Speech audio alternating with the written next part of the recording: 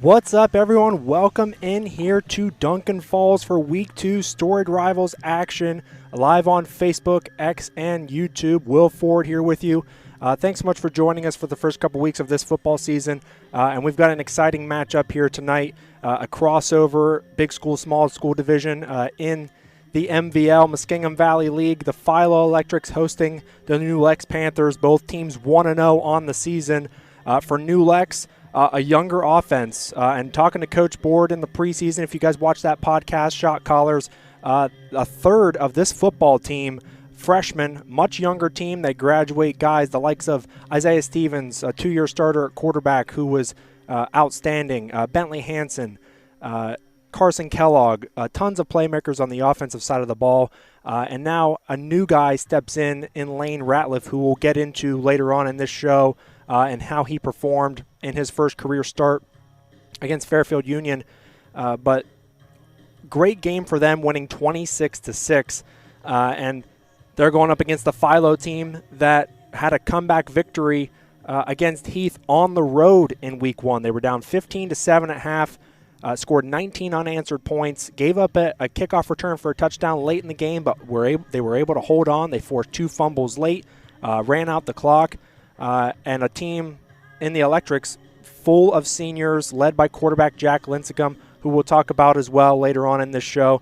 But if we take a look at the last 10 matchups between these two teams, and last year Philo lost at Jim Rockwell Stadium 44-19. But here's the last 10 years. It's an even split, 5-5. Early on, dominated by New Lex. In the middle here, Philo with 4 wins in a row from 2015 to 2018. And then the first time that they had played in 5 years was last year. They hadn't played in a handful of years. A large part of that, had to do with the MVL realignment. Of course, they didn't play in the COVID year and during 2020. So it's been a few years, really, since these two teams have consistently played one another. But there are the last 10 matchups, and New Lex has won the last 2, 26-8 back in 2019, and then last year 44-19. But I think this year, and really from last year's perspective, if you look at the game last year, 44-19, it looks like New Lex dominated on paper, but that game was a lot closer than a lot of people realize. Philo was up 12-11 in the second quarter, and New Lex scored, I think, 3 straight touchdowns going into the end of the first half, into halftime. Really blew that game wide open, but Philo had really kind of had control of that football game, forced some turnovers, was running the ball really well. And Philo was a team last year that was a very run-heavy offense. Probably 80-90% of their offense was running the football. They had the best rushing attack in the MVL. 2 great guys that they graduated, obviously. And now it seems like this year, at least, from the game that we saw against Heath, they look to be a little bit more balanced with the run and the pass. And I think that has to do with the development of Jack Lincicome, Coach Linsicome's son at quarterback, second year as a starter. And this Philo offense just, like I said, it looks a little bit more balanced. And Aiden Mahon, senior wide receiver, just seems to be a guy for Philo that I think can take the top off the defense. He had 140 yards receiving in Week 1. There's tons of excitement surrounding this game. It's an early season. It's a big early season matchup between these two teams, a crossover in the MVL, and it's going to be really fun to watch here tonight. But let's talk to head coach Dirk Lincicome of the Philo Electrics and how he thought his team did in Week 1 against Heath, that comeback victory, scoring 19 unanswered points, and really competed well in all facets of the game, other than maybe special teams near the end, giving up that kickoff return for a touchdown. But then he also talks about this matchup with New Lex and how they'll fare against this big play offense. And here is Coach Lincicome, Philo Electrics, here on Stadium Drive, week number 2. Thanks so much for joining us live on Facebook, X, and YouTube. And here is Coach Lincicome. Philo Electrics joining us for week 2 with Storied Rivals, and had a big 26-21 comeback win on the road at Heath.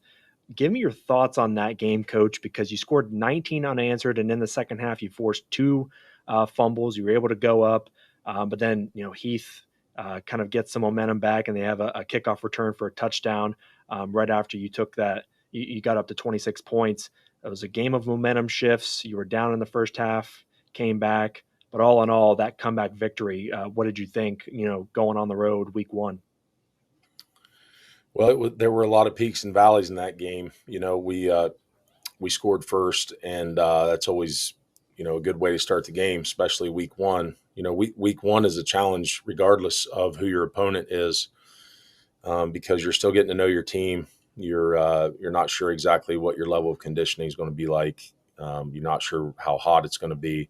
There's just a lot of factors. School starting back up, kids adjusting to their change in that schedule, plus being on the road and going against a team that was a playoff team a year ago, brought a lot of guys back, pretty talented team.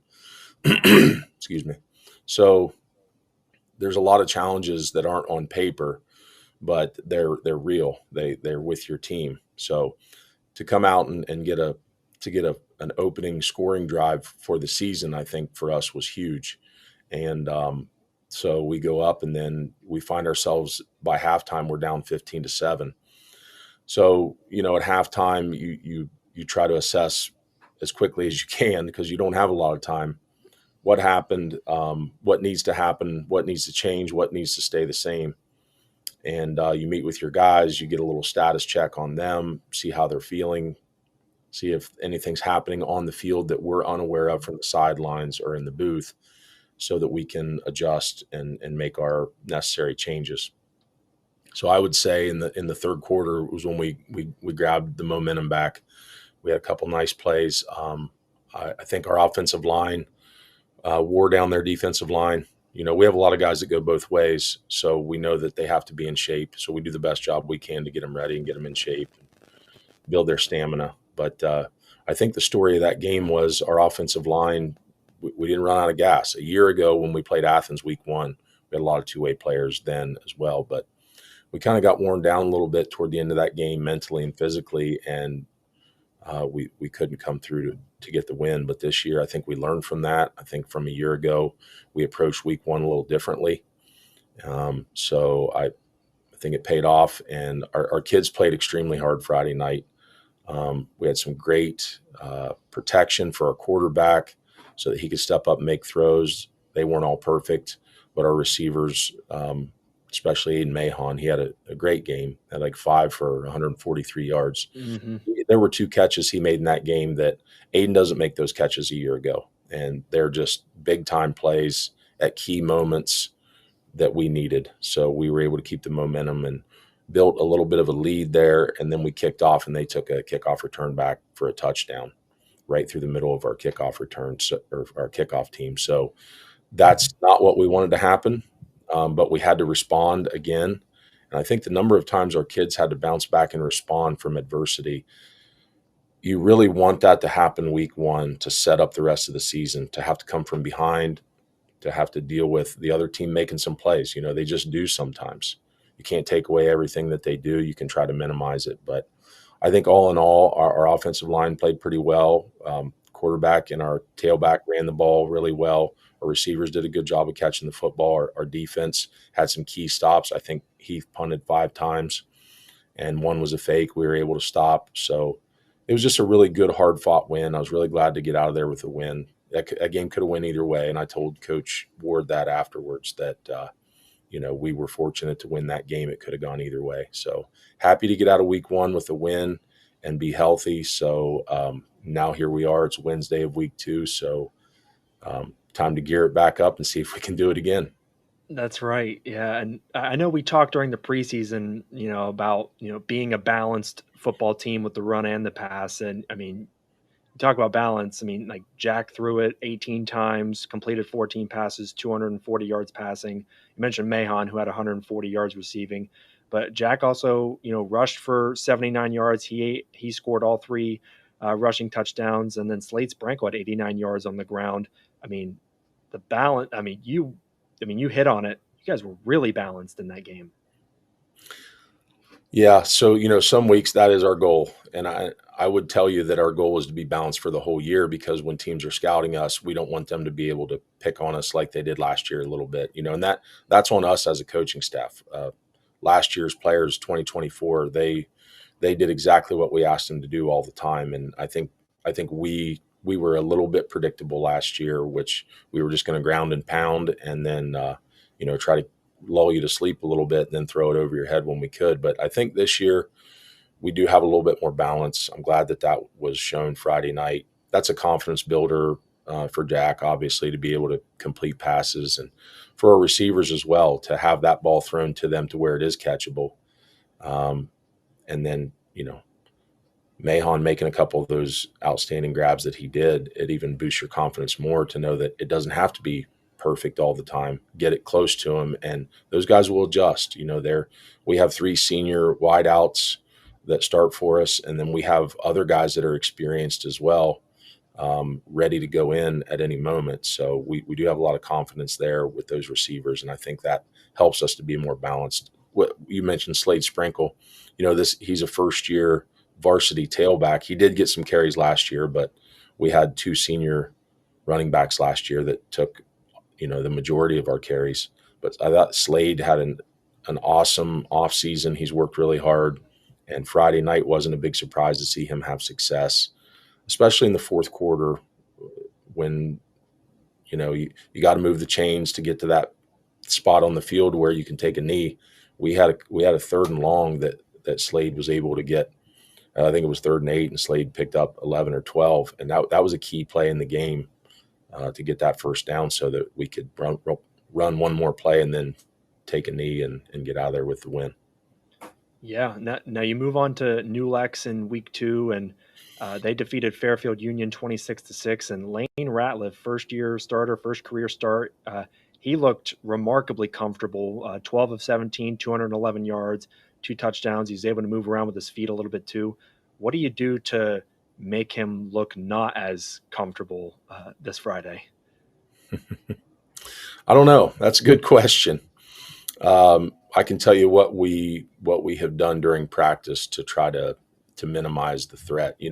Last year New Lex had the Stevens kid at quarterback, and he created so many second chance opportunities for them, and really hard kid to defend. And Coach Board does a really good job with the kids that he has and putting them in positions to be successful. So I give him credit there. And last year's quarterback, when you had everybody covered, you didn't have him covered. And when you had him covered, he could still escape and keep the play alive and find those guys running down the field and get the ball to him. Had a big arm.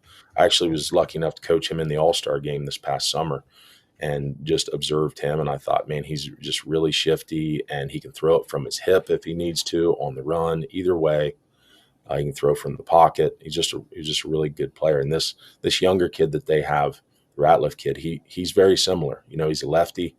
He's really athletic. He keeps the play alive. He escapes pressures.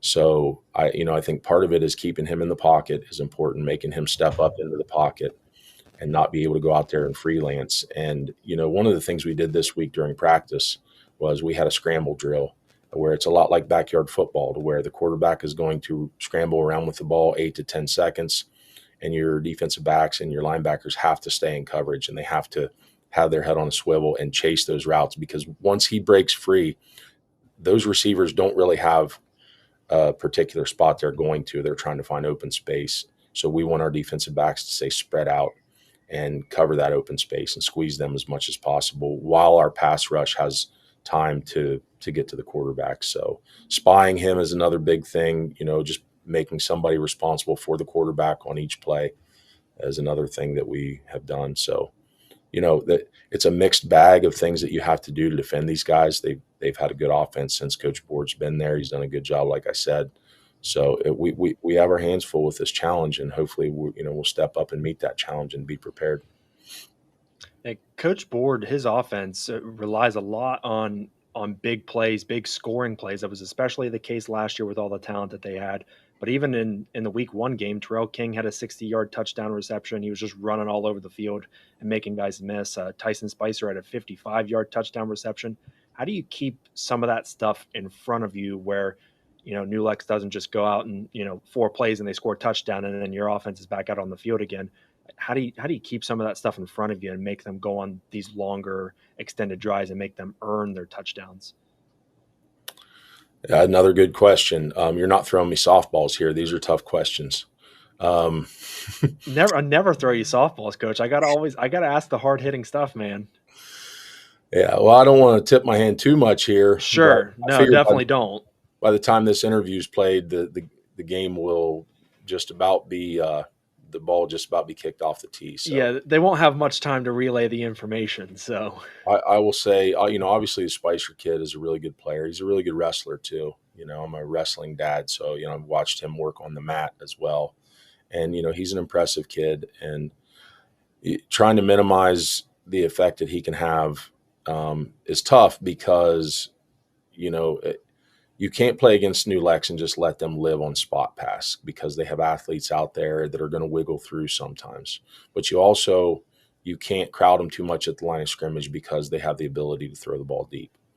So one of our strategies is we're going to mix up our coverages. We're going to mix up our fronts, get some movement, mix up our blitzes, try to make sure that the Ratliff kid's not too comfortable, and have somebody in his face, as I pointed out. And then what we do on the outside shouldn't be. We're definitely not going to get into a pattern where we do the same thing every play, because the style of offense that New Lex plays, if they can get a bead on how you're lining up and what you're showing, they have a way to expose you. Whether you're playing cover 4 and they attack the flats, or you're playing cover 2 and they go after the hole, or whether you're playing cover 3 and they attack the seams. If you play man, they're going to take their chances that their guy's better than yours. So there's lots of things to consider here, and just making sure the kids are exposed to all those things throughout the week so that we have a large menu to choose from is the key to being able to defend them a lot of different ways.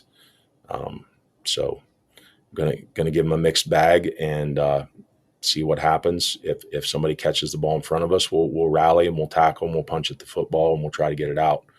If they throw it over our head, we're going to try to go up and make a play and live to play another down. Yeah.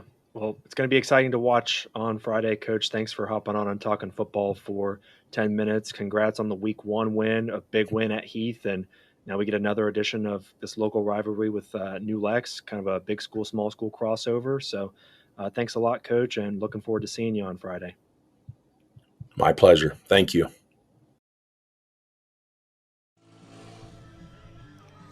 A great game in all phases for the Philo Electrics in week 1, a 26-21 victory over the Heath Bulldogs on the road. It's a tough thing to do, is come back on the road, especially in week 1, and the Electrics did an outstanding job in that game, and they were balanced all the way around. And we'll take a look at their quarterback, Jack Lincicome, a starter for 2 years, a senior, and in that game, he was 14 of 18, completed 77% of his throws, really, really efficient, 239 yards, and rushed for all 3 of Philo's touchdowns in that win against the Bulldogs.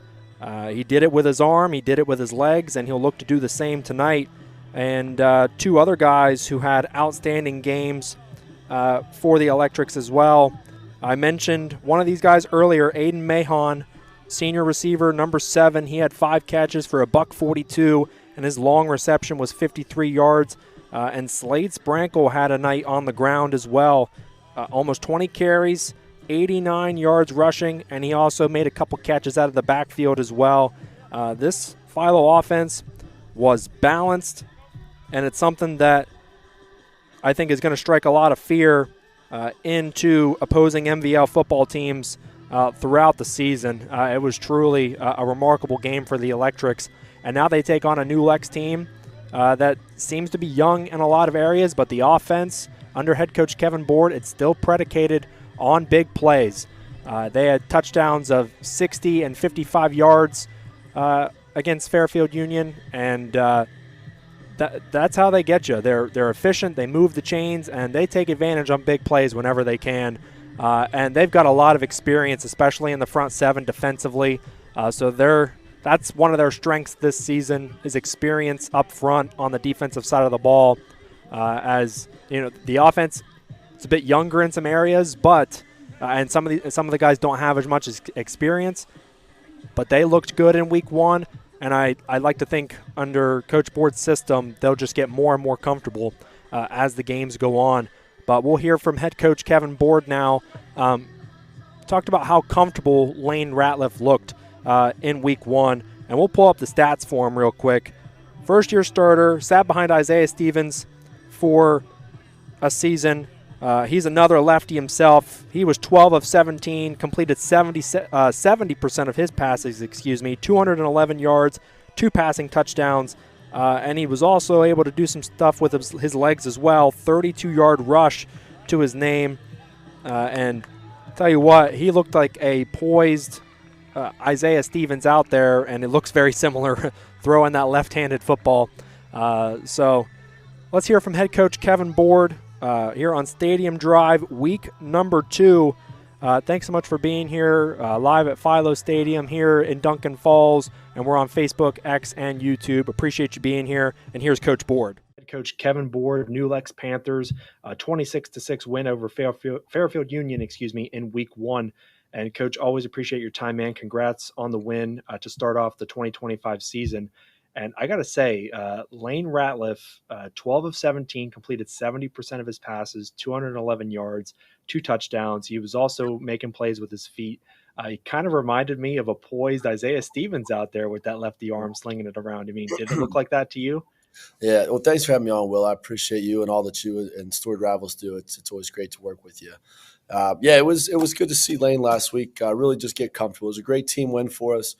A lot of guys stepping into some new roles. That was all that this group had heard all summer was that, what are you going to do without an Isaiah, without a Bentley, without some of those guys? So all they heard about was the guys that left, and there really wasn't much talk about the guys that were still here, the guys that had worked for 3 years and contributed. So some guys had some chips on their shoulders and wanted to go out and prove something, but some new guys really stepped in. Lane was a guy that I really believe starts for nearly every team in the league last year, except for a small few, just because of how talented he is, how hard he works. And obviously we were blessed with Isaiah coming back for his senior year and had a tremendous year, a historical year for us. But similar to how I talked Isaiah's junior year, had Lucas Ratliff needed a blow, we would have felt comfortable with Isaiah going in. The same would have been true for us last year. Had Isaiah needed a blow, that Lane would have went in and ran the offense and everything. But he looked good. He felt he was very comfortable on Friday. And our first 2 scrimmages, we were playing a lot of number 2 guys, just trying to build some depth and to see who could kind of sink or swim, so to speak. I'm I guess a little bit of a control freak is what Coach Lincicome told me, but I script every play call for our first 2 scrimmages to make sure that we're showing certain things. And so we really didn't look as good as what I felt like we could have coming out of our scrimmages, because we want to show certain things. We want to see certain guys in certain roles. But my goal is never to win the scrimmages. My goal is we want to prepare for week 1 and be ready to go then. And so Lane really didn't look as comfortable as what he probably should have coming out of those scrimmages.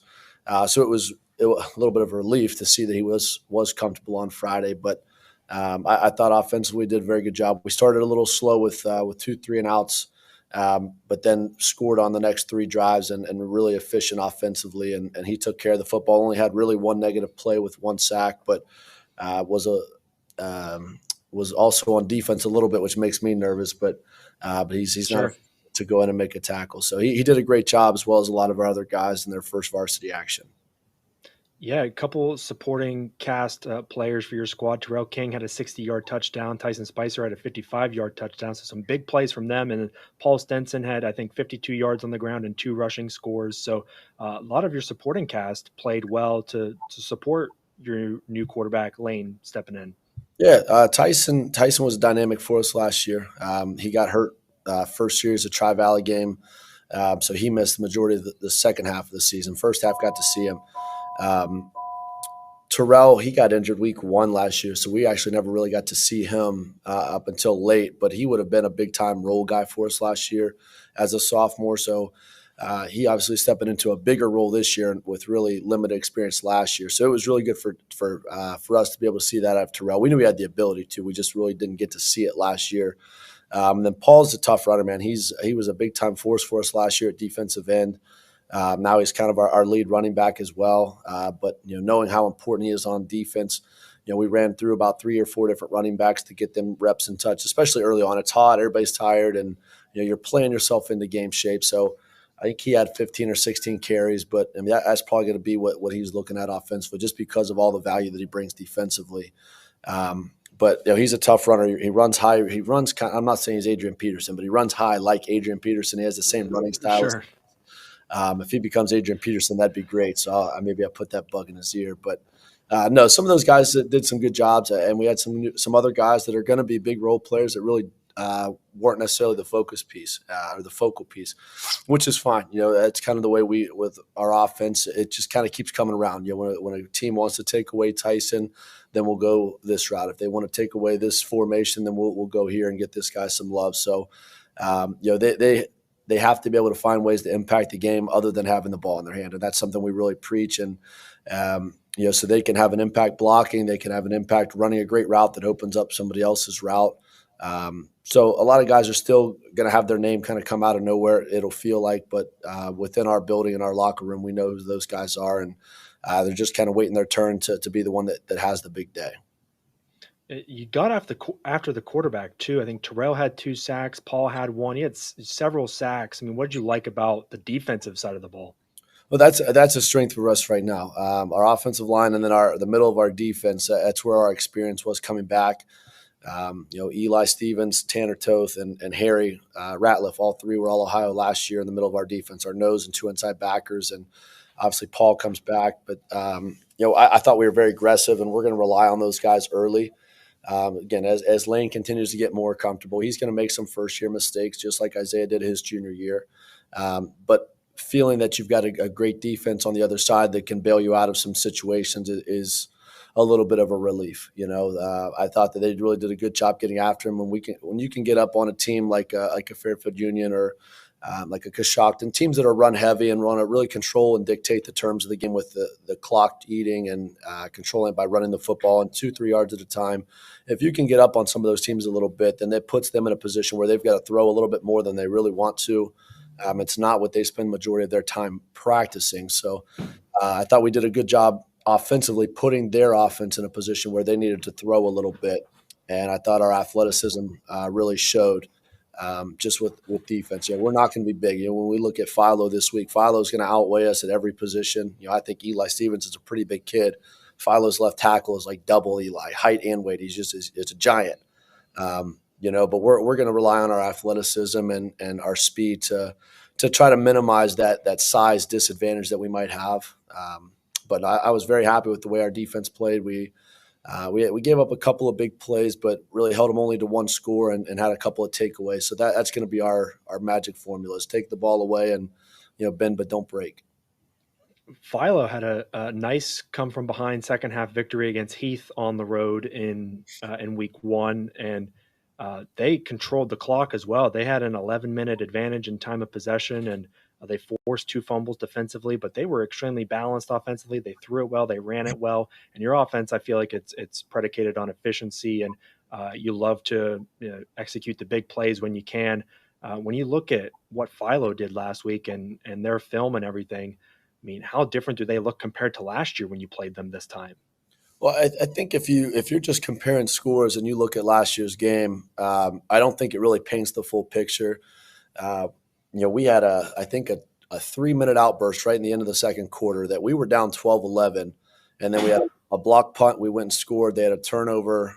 We went down and scored, and then we had an interception in their territory, and then scored. So we had, I think, 3 touchdowns in the last 3 minutes of the second quarter, which really blew that game out of really reach for them. But again, if you look at that score, I think it's 44-19 maybe, or 44-21, something. The game was much closer than that, but that end of the second quarter was really just big. So it didn't feel like it was very close, but that game could have been very different. But they're a very good team. They're very well coached. They're very physical, very aggressive. So we're going to have to take care of the football, and we're going to have to minimize our mistakes and try to create some of those takeaways. But it's just it'll be a fun one. I think that, like I said, Coach Lincicome does a really good job, and they're very senior heavy this year. So I think when you look at them and being able to put together some of those long drives where you're controlling the clock, I mean, they're seniors almost everywhere. So they had a lot of these guys play last year's juniors, but we're just going to have to play with some of our younger guys and go out and compete and look forward to a competition with one of the best teams in the league. Yeah, and last year they were very run-centric. I think they had the best rushing attack in the entire league.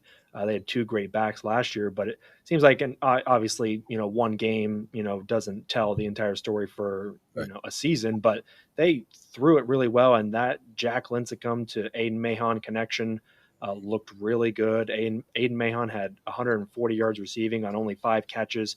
I mean, that's a new element that I think teams haven't necessarily had to look at when you're, matching them against this Philo offense. What kind of challenges does that pose for you as you prepare? It's just, when a team is very balanced, it's tougher to defend. That's why we try to, even though we throw probably a little bit more, or everybody thinks we throw a little bit more than what we really do. I think it makes you more balanced. You're tougher to defend versus a team that's 70, 80% run. You can really sell out to that phase of the game. Whereas if you're somebody's very balanced, or 60-40, 40-60, whichever way you go, you can't really say we're going to focus solely on stopping the run or solely stopping on the pass, because if you give them a light box, I already told you they're huge up front. They're going to wash down a side. They're going to run for 5 before they get touched.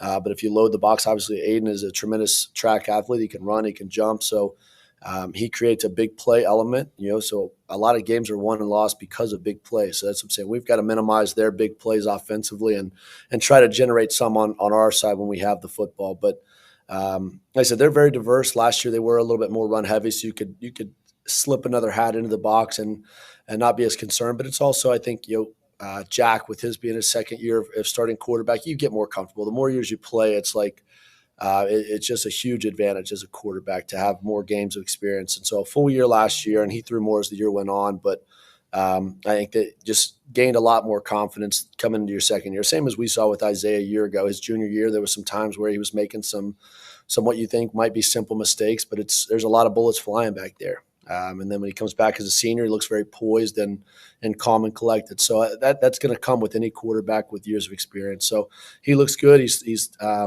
delivering the ball accurately. He throws the ball well downfield and short. So they said we'll have our hands full defensively. We've got to be able to defend the whole field, and we can't really sell out to one or the other because they are very balanced. It's going to be fun to watch on Friday, a spicy matchup in the MVL crossover, big school, small school. And appreciate your time, Coach. Looking forward to seeing you on Friday, and best of luck to you. All right, thanks a lot, Will. I appreciate being on. We'll show you the first-year starters' stats for Week 1 one final time here before we show you some supporting players for New Lex in Week 1 who had great games. But Lane Ratliff, 12 of 17, 70% completion percentage, 211 yards, 2 passing touchdowns, ran the ball a little bit as well, and did some things with his legs. All in all, a great performance, and as you heard Coach Board say, looked really comfortable in his first start, and only expect that to continue to grow and become more comfortable as the season progresses. And a couple other kids who had great games in Week 1 as well. Paul Stenson, running back and defensive end, he carried the ball 16 times for 52 yards, had 2 rushing scores, and also had a sack. And Terrell King had the 60-yard touchdown reception, 2 sacks, and 3 total tackles for loss. So he was making plays on both the offensive and defensive side of the ball. And this New Lex team and this Philo team, I think it's going to be an outstanding game here tonight. And it was a close game through a quarter and a half, or almost 2 quarters last year. Philo was up 12-11 before New Lex exploded with a couple of scores going into halftime, and then Philo wasn't really able to keep pace after that. But I do think that Philo might be more equipped this year, at least from a balance perspective on offense, to be able to keep pace with New Lex's big play offense. So it's going to be really fun to watch. But before we get out of here, we're about half an hour till kickoff. We'll take you through our schedule for week 2 and the games that we're going to be at here this evening. We posted this on Facebook as well today. But in East and Northeastern Ohio for week number 2, Garaway is hosting Expression Prep out of West Virginia. Ridgewood on the road at Riverview.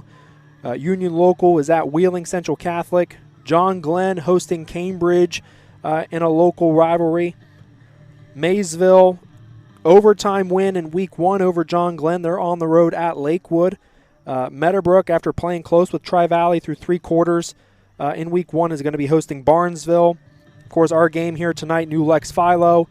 Sheridan on the road at Watkins Memorial, and an interesting development there in Thornville as Tice Whiteman got injured week 1. May play, may not, but injured his throwing shoulder, so we'll see how that plays out. Tri-Valley and Granville going to do battle. And they played each other in the playoffs a couple years ago. West Muskingum, dominant week 1 win. Can they keep it going against Fort Fry? Tallmadge hosting Brecksville, Broadview Heights. Worcester against North Royalton. And then at the bottom of your screen, Zanesville on the road at Clear Fork. And then we'll wrap up with your Central and Western Ohio games here this evening. Centerville, Final Four appearance last year, taking on St. Xavier. Dublin Jerome on the road at Reynoldsburg. Lancaster hosting Dublin Scioto. Grandview Heights at Whetstone. Hamilton Township will play host to St. Charles. The Hilliard-Davidson Wildcats on the road at Canal Winchester. Jonathan Alder hosting Columbus Academy. The New Albany Eagles taking on Wadsworth. Olentangy knocking off the state champs in week 1. Olentangy Liberty, they're going to play against Perrysburg. Olentangy Liberty will look to rebound against Glenville. Olentangy Orange, dominant week 1 win hosting Westerville North. Upper Arlington at Olentangy Berlin. Westerville Central hosting Westerville South. So a battle between the Westervilles in week 2, and Kip Columbus at Marysville. So there is our week 2 Storied Rivals coverage.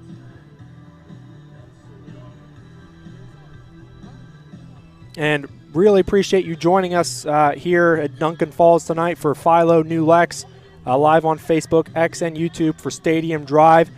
Stay tuned throughout the night on our socials, Facebook and X, as well as Instagram for highlights, score updates on the teams you're looking to follow this evening. I'll be posting highlights for Philo New Lex, as well as score updates.